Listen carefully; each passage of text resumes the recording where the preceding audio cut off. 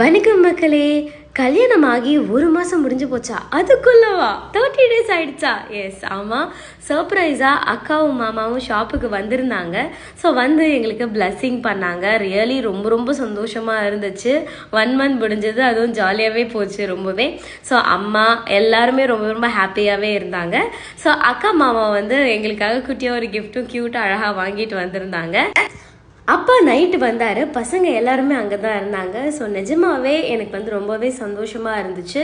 After marriage life parents வந்து எந்த அளவுக்கு சப்போர்ட்டிவாக இருப்பாங்க அப்படிங்கிறதுக்கு என்னோட அப்பா அம்மா வந்து 100% அதுக்கு உதாரணமாக இருக்காங்க.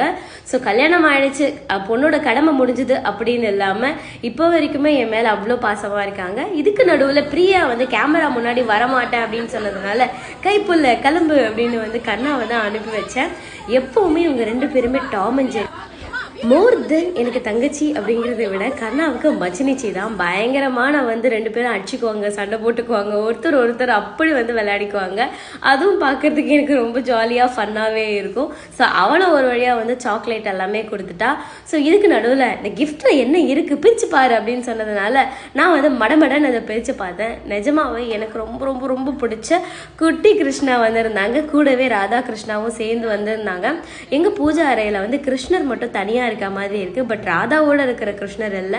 ஸோ அக்கா ஃபர்ஸ்ட் எனக்கு ராதாவோட இருக்கிற கிருஷ்ணரும் குட்டி கிருஷ்ணரும் வந்து சீக்கிரமாக குட் நியூஸ் நடக்கணும் அப்படின்னு சொல்லிட்டு அழகாக வாங்கி கொடுத்தாங்க. Thank you so much.